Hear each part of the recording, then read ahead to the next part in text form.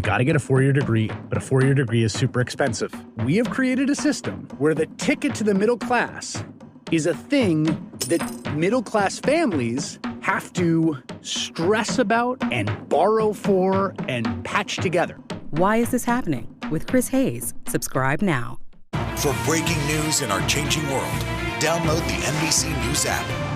This morning across the country, what the new normal for schools will look like. Many teachers left making tough choices between the job they love and their family. What am I going to decide? Take care of my children or have a job? That's an impossible decision. You're creating a little community school. This is a moment where we can just develop ourselves and develop our community. Let's turn it over to students. How do they really feel about returning to school? What I miss is my teachers. They are resilient. Today's headlines can be hard to understand, and a lot of kids have questions, so we started a newscast for them. We hope your family will watch Nightly News Kids Edition. The person leveling the accusations isn't me, it's John Bolton. I have heard from sources, and you guys have reported, that Dr. Fauci, through Secretary Azar, had been banging the pots and pans very early in the year. I worked on campaigns. If that was a campaign event, it was a crummy one. Deadline White House is now 2 hours. Weekdays from 4 to 6 on MSNBC. Protests broke out. The coronavirus pandemic. The story. Emergency approval to treat COVID-19 with plasma. Many questions remain about how well it works. From every angle. How much of the increased tension was due to the militias that came here? On the ground. Deadly western wildfires in California. Entire communities were also wiped off the map. And in depth. One of the big concerns is indoor air quality. What are you doing to address that? NBC Nightly News with Lester Holt. And tune in tonight at 8 for a Decision 2020 special, Are You Better Off? Steph Ruhle will look at how our economy is doing now that the election is right around the corner.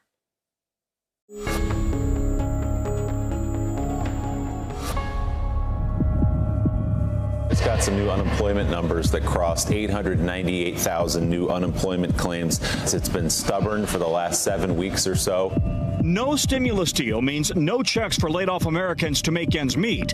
Man, there's a lot of suffering out there, and Congress and the president are doing nothing about it. Are you better off now than you were 4 years ago? I was better off 4 years ago. I had never been in this situation. Like, how are we going to pay for our bills? Oh, you're definitely better off. With interest rates at record lows and many people now able to work from anywhere, Phoenix is experiencing its hottest housing market in over a decade. Whoever gets elected president this fall, they are going to have a horrible, thankless task next year because of the economy. Welcome to an election special focusing on America's #1 issue, the economy. I'm Stephanie Ruhle, and this is Decision 2020. Are you better off? Since the beginning of the coronavirus pandemic, America's health and its economy have been in crisis. Record low unemployment was one of the brightest spots in our economy until the pandemic hit. As states issued shelter-in-place orders, massive layoffs swept across the country. By April, 23 million Americans were out of a job. Since then, only about half of those jobs lost have returned. Almost 100,000 small businesses have closed permanently, and an estimated 8 million Americans have fallen into poverty since financial support from the federal government expired. But at the very same time, the stock market has made historic gains. Clearly, this recovery is fragile and fragmented. Today, many parents are faced with having to make a choice between work or helping their kids attend virtual school. As for the promise of a vaccine, it's still just that, a promise. Election Day is only 2 weeks away, and when Americans go to cast their ballot, who they vote for is often based on how they're doing. In other words, they vote with their wallet. So we're asking the question made famous years ago by Ronald Reagan. Are you better off now than you were 4 years ago? To get us started on this conversation and give us a sense of what the real economy looks like, I'm joined by Mark Zandi. He's the chief economist at Moody's Analytics, where he leads research on many pocketbook issues that voters are facing, like consumer debt and retirement accounts. His specialty is analyzing how government spending impacts the wider economy. Mark, it is always great to see you, especially at a time like this. So much about the economy has changed since the pandemic hit back in February. Back then, you would say things are looking good. Unemployment, for example, was incredibly low. But now when you see the shape Americans are in financially, did the pandemic show us that maybe the economy wasn't as strong as we thought? Well, it's certainly a struggle for a big part of America. I mean, for low middle income households, they came into the pandemic with a job. That's good news, but with very little savings and a significant amount of debt. And of course, they're the casualties of the pandemic. They're the folks that work in many of the industries that were shuttered back early in the pandemic, haven't been able to reopen, at least not completely reopened even to this day. And they're struggling to get back to work. And so for those folks, this is a very difficult economy, and I don't see that changing anytime soon. But, you know, upper income households, folks in the top half of the income distribution, they're doing much better. They've held on to their job. Stock market, as you say, is back up. House prices are strong. They've been able to work from home. So things are good for them. So we really have a tale of two Americas here. And it really depends on which America you're looking at and answering the question how we're doing. And that's leaving Washington sort of at this stalemate. D.C. has allocated more than $1 trillion in relief since this pandemic started. And now lawmakers are debating whether they should spend even more. Is the issue we need more money, or we need to figure out how to give it and where to give it in a more impactful way? Both. You know, I think the pandemic is still on. It's raging. The infections are still rising. The economy is still significantly disrupted. Lots of businesses can't fully reopen. Some have to step back because of the pandemic. So they need continued support to get to the other side of the pandemic. So that's funds. That's just, we need to provide them with that help. But I do think we also need to focus on what would be most impactful. You know, aid to state and local governments, I think, would be very helpful. Obviously, continued help to the unemployed, money for small businesses that are struggling to navigate through, money for the airlines. I mean, it's a long list of things. But, yeah, I think we have to focus on both things, the amount of funds and also how we're using those funds in the most effective way. Your research suggests that the prospect for a quick recovery, a quick economic recovery, are stalled out. For voters who are trying to make sense of the rhetoric from both political parties, why is that? Well, I mean, you know, it's we're in a political season, and people are going to paint the picture that fits their politics most closely. So it's not surprising that you would have this. The other thing that is complicating things is, you know, the economy is this big elephant, kind of a good metaphor, and depending on which part of the elephant you touch, you get a very different picture. But we certainly clearly see in the data and the statistics that there's a big part of the economy that is significantly struggling. High unemployment, high underemployment. People have suffered pay cuts. Again, folks with very little in savings, they haven't been able to save for retirement. They don't own any stock. They probably don't own a home. For those folks, this is a very, very tough economy. And for others that are more well-to-do, they've been able to navigate through. So, you know, you can pick and choose which part of the elephant you want to look at. And, you know, politicians are going to do that, particularly in the lead up to an election. Well, you can't pick and choose an economic recovery unless you address a health recovery. The two are directly linked.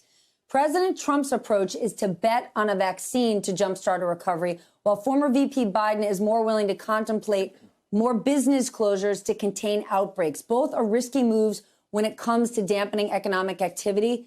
Is a quick recovery likely under either of these scenarios? Well, we have to do both, obviously. I mean, a vaccine ultimately will be critical to putting an end once and for all to the pandemic. So that's key. But between now and then, and we don't know when then is, you know, obviously we're going to have to grapple with high levels of infections and hospitalizations, potentially deaths.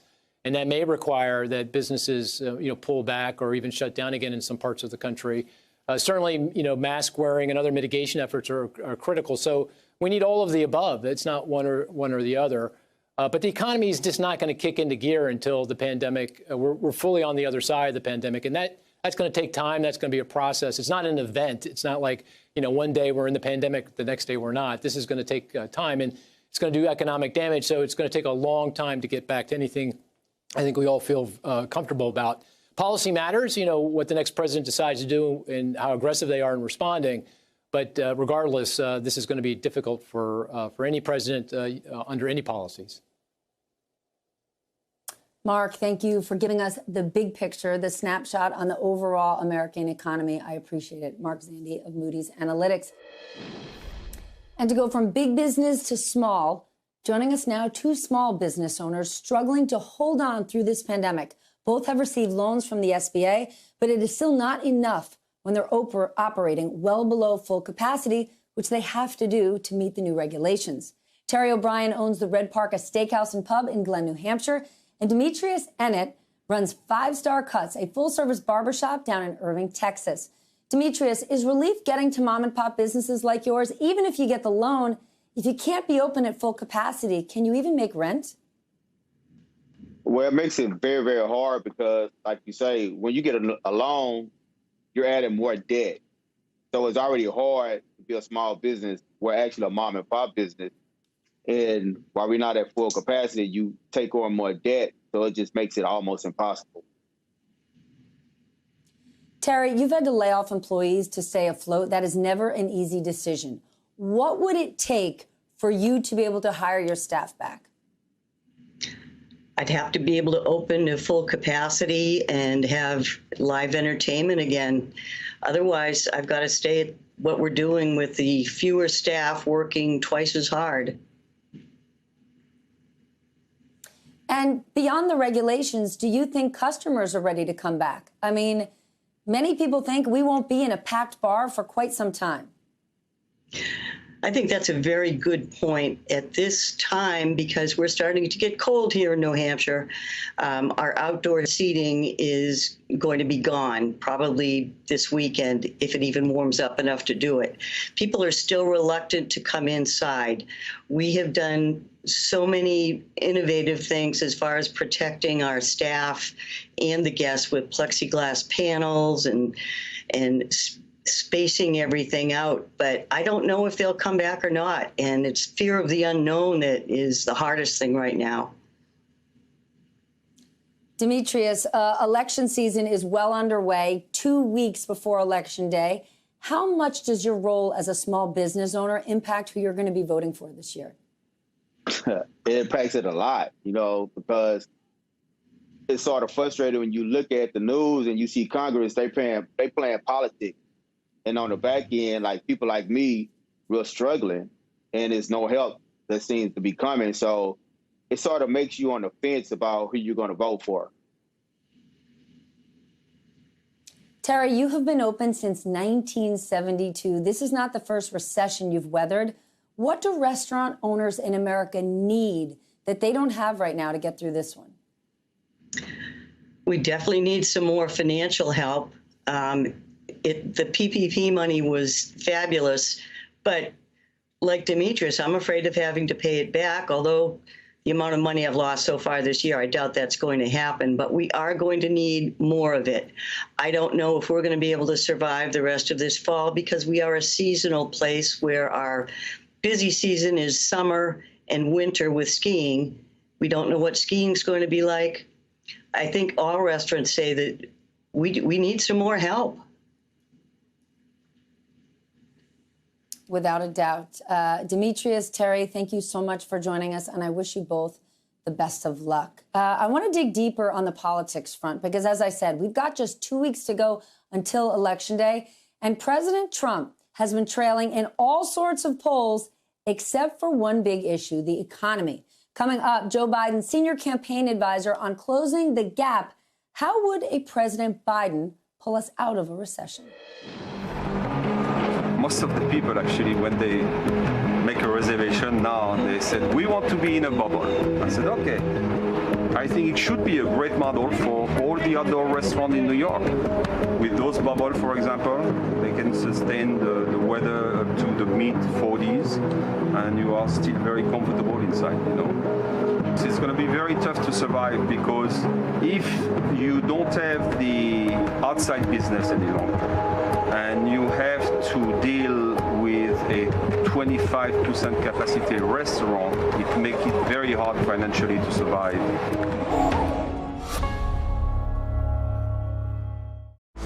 Thursday, one final face-off, the last presidential debate. Moderated by NBC News' Kristen Welker. Chuck Todd kicks it off on NBC News Now at 7:30, and is joined by Lester, Savannah, and Andrea for full debate coverage at 8:30.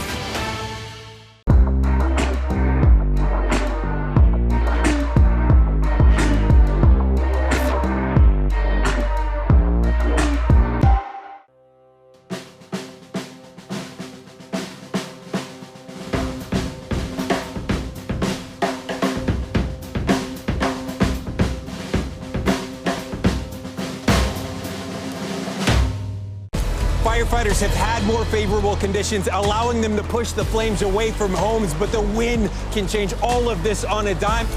We can continue to expect protests as people continue to call for more answers to what happened and continue to call for that accountability. Starting to feel like a typical general election. Both candidates actually out on the campaign trail making their pitch to voters. The moment to truly understand who we are and who we say we are is right here at our feet.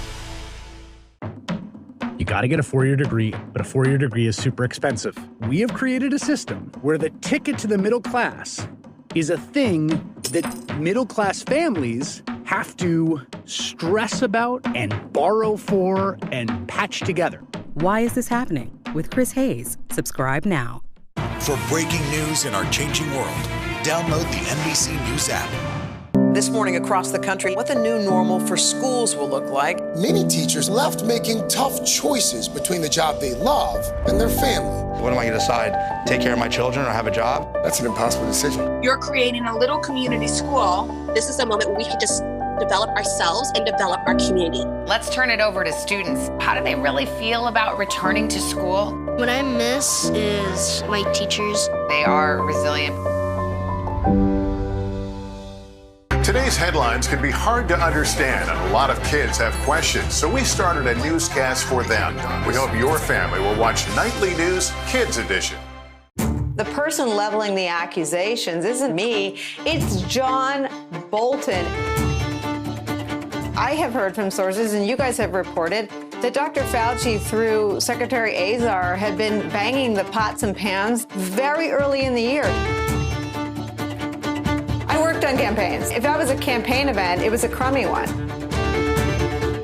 Deadline White House is now 2 hours. Weekdays from 4 to 6 on MSNBC. Protests broke out. The coronavirus pandemic. The story. Emergency approval to treat COVID-19 with plasma. Many questions remain about how well it works. From every angle. How much of the increased tension was due to the militias that came here? On the ground. Deadly western wildfires in California. Entire communities were also wiped off the map. And in depth. One of the big concerns is indoor air quality. What are you doing to address that? NBC Nightly News with Lester Holt. Thousands of airline industry workers across the country are facing an uncertain future. We're all trying to keep going, and we don't know where our next paychecks are going to come. Even with thousands of airline workers taking voluntary leave and early retirements, major airlines have had to furlough 45,000 workers. We're talking about a significant retraction and impacts that will be felt in every aspect of the economy and what we do. Welcome back. President Trump frequently touts huge economic wins throughout his term. But how does the data, the facts, actually stack up? NBC News Now correspondent Simone Boyce crunched the numbers. President Trump will often use the stock market as evidence that the economy is great. And it's true. It's been a good market throughout his presidency. The S&P 500 reached a high in February. Once the pandemic hit, it plummeted. Since then, it's recovered and even surpassed previous highs. But it's important to note that even this solid stock run has not been record-breaking, as Trump often claims. Returns through this point in his presidency have been better than recent presidents Reagan, Carter, and George W. Bush, but not as good as Clinton and Obama. So what do other indicators say? If we look at the change in GDP year over year, we can get a sense of economic growth. During Trump's first 3 years in office, the economy grew an average of 2.5% each year. That is a slight improvement over Obama's second term at 2.3% a year. But the Federal Reserve still estimates the economy will shrink 3.5% this year. Another indicator is how many jobs were added to the economy. Through the first 3 years of Trump's presidency, jobs were being added at a pretty consistent and strong pace of 182,000 jobs a month, a similar rate to the recovery from the Great Recession. Of course, the pandemic has been devastating, and while jobs are being added back at a historically strong clip, total employment is not yet back to the levels we saw when Trump took office. It doesn't take an economist to realize that things are not in a particularly good place right now, but Trump continues to poll well on the economy despite the numbers. When Obama asked the public to re-elect him in 2012, the unemployment rate stood at 7.8%. The question is, are we rebounding at a rate that makes people feel confident as they head to the polls? We'll see in November. According to a New York Times Siena College poll out today, Joe Biden has come a long way in closing the trust gap with President Trump on the economy. But in our most recent NBC News Wall Street Journal poll, it showed that Republicans still had a 13-point lead on economic issues. I spoke with Jake Sullivan, senior policy advisor to the Biden-Harris campaign. Here's what he had to say about closing that economic gap for voters. Well, first, Stephanie, if you look at a range of other polls, Joe Biden has closed, if not eliminated, the gap with Donald Trump on the economy, in part because of the president's catastrophic mismanagement of the economy over the course of this year. But secondly, I think the more fundamental question, the more important question that a number of these polls are asking is, who's going to deliver for working people in the middle class? Who's going to fight for you? And I think what Joe Biden has been able to lay out in terms of his economic agenda has convinced a strong majority of Americans that he's the guy who can actually deliver for them. President Trump has an ad campaign out now that says a vote for Joe Biden is a vote to raise taxes on the middle class. That is simply false. It has been repeatedly been debunked by just about every conceivable voice from left, right, and center in this country.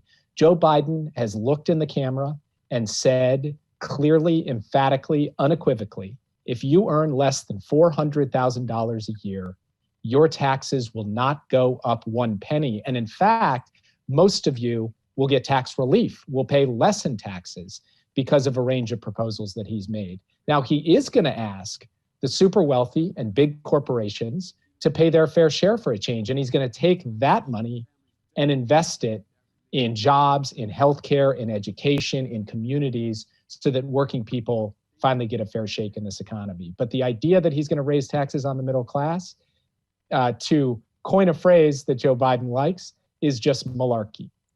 Jake, many people don't run corporations, but millions of Americans do work for corporate America. Is there a risk that if corporations get their taxes raised, that could impact workers? It could hurt their wages. It could hurt them even having a job. So the way the vice president looks at this is the corporate tax rate before the Trump tax giveaways was 35%. Trump took it down to 21%. Joe Biden thinks the right answer is actually between those two numbers, 28%. At 28%, U.S. corporations can still be deeply competitive and also be paying their fair share so that we have the revenue to be able to invest in jobs and healthcare for everybody. And let me just say, Stephanie, 91 Fortune 500 corporations in the year 2018 didn't pay a single cent in taxes. That's not true for basically any of your viewers. And yet it was true of 91 of the most profitable corporations in this country. We know since the pandemic hit, over 100,000 small businesses have closed for good, and a lot more are at risk of closing. Obviously, it's important to pay people a living wage. Joe Biden has talked about that. But if the rules change and suddenly we raise minimum wage, which millions of workers want, could that put more small businesses in jeopardy of shutting down? They can barely keep the lights on now. When it comes down to who's going to be better for small businesses, you want the president who can get the pandemic under control and get the relief out the door in a way this president hasn't been able to. But on the specific issue of the minimum wage, the vice president has looked hard at this question. He's examined it with small business owners to fundamentally ask, can we have a $15 minimum wage and also support entrepreneurship and small businesses growing and thriving in this country? And his analysis of where it's happened and where small businesses have actually raised wages to make sure that every single person can make a living wage in this country, everyone has done better, including small businesses. You'll have more customers, you'll have more disposable income, you'll have a more thriving economy, and small business owners the country over will end up in a better business environment if we raise the minimum wage to $15. Jake, always good to see you. Thank you so much for joining me. Eat your Wheaties, stay hydrated. You got a busy 2 weeks ahead. Thank you very much. Great to be here. We reached out to the White House to join us as well, but they declined to participate in this special. So, what are the specific economic issues that matters to voters across this country? NBC News senior national correspondent Kate Snow recently traveled across the key swing state of Ohio to find that out.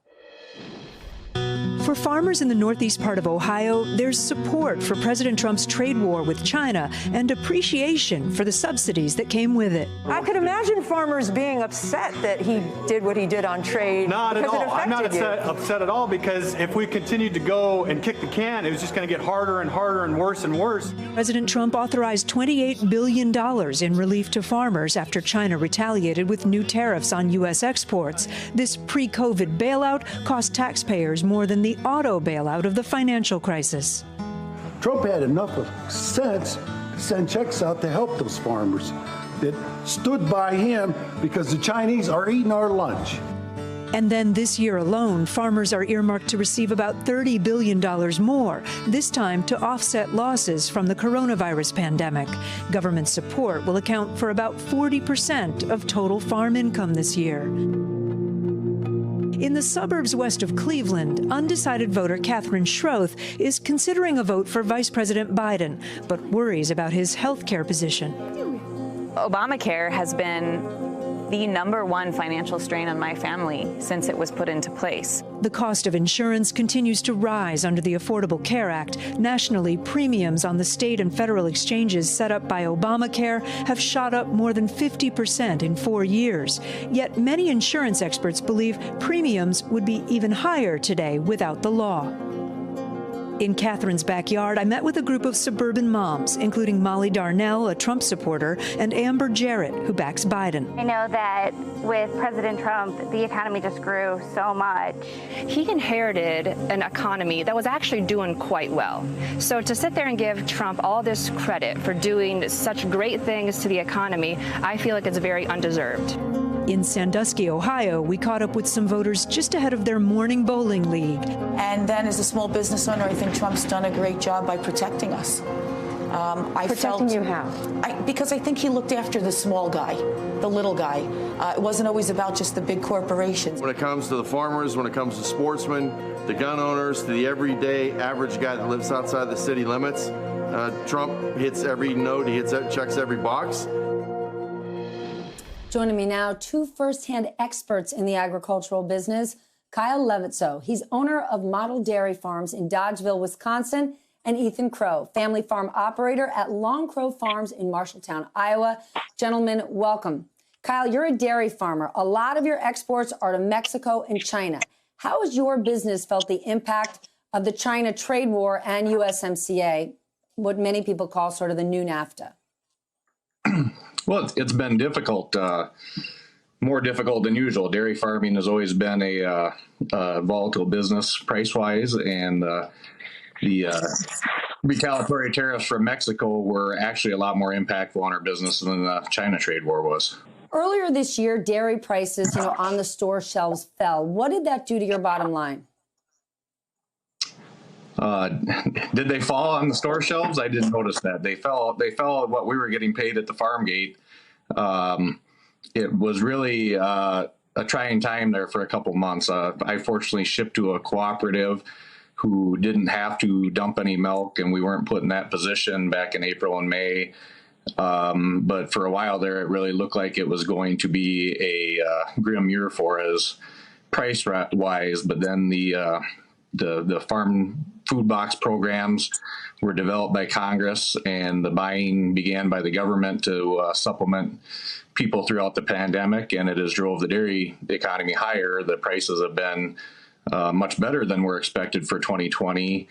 But the disparity between farms has grown depending on where you ship your milk.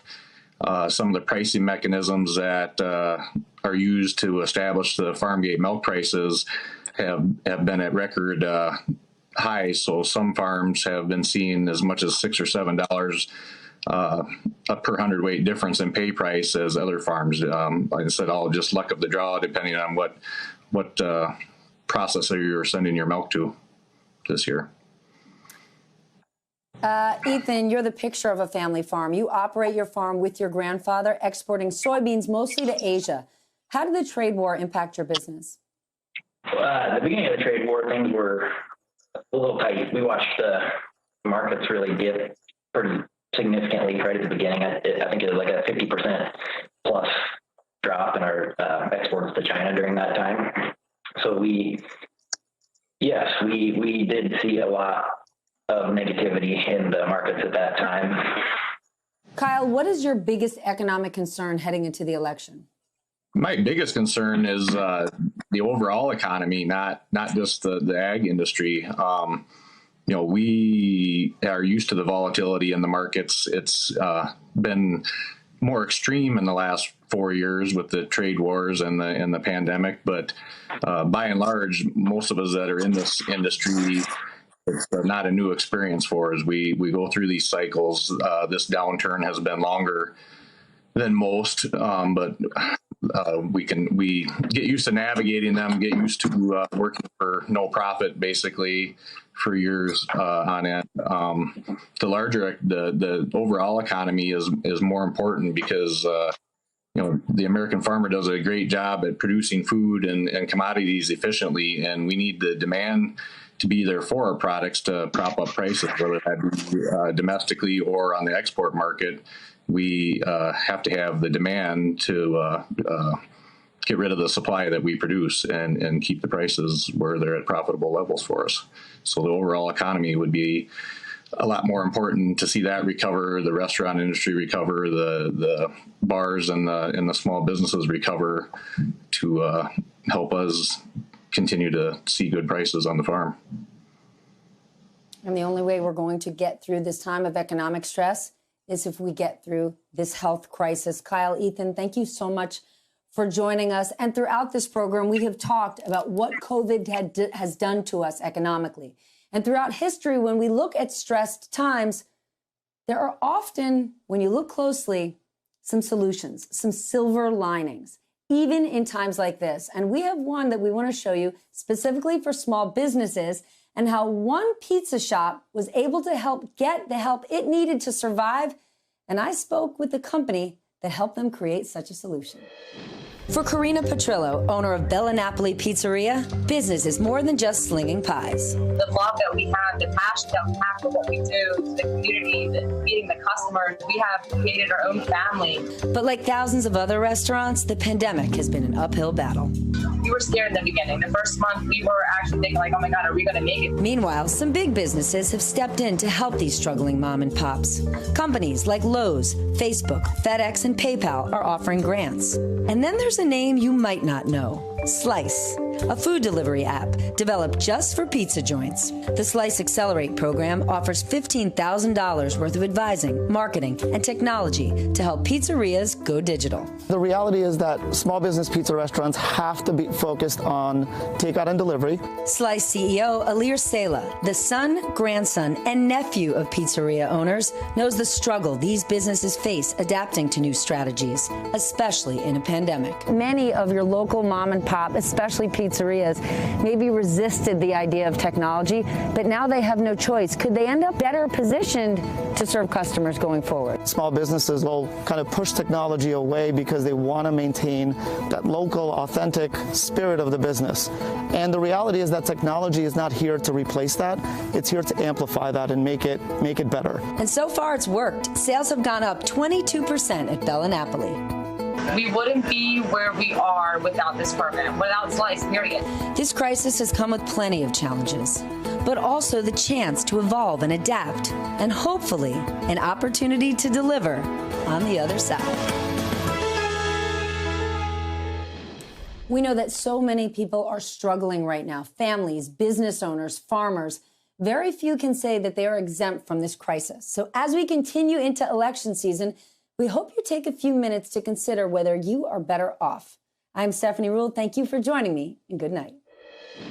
A growing carelessness from mask wearing, hand washing, and keeping that 6 feet of distance. We're seeing pandemic fatigue. People are stressed, they are lonely, isolated, burned out. They are at a melting point. They just can't take it anymore. I think it's real. People are tired of it. I think people are over it and will just continue to live their life. I think there's a lot to be said about our mental health during this time, and not being able to see like when this is going to be over. Short of having herd immunity, which we've talked about ad nauseum, our behavior is really going to be the thing that drives this. And let me just state, unless it's unclear for anybody, that the only way that the economy recovers is to have the virus under control. And for now, that's human behavior.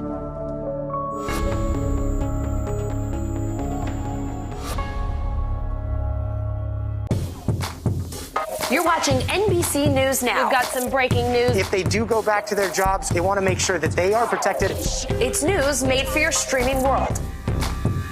Live weekdays starting at 6 a.m. Eastern.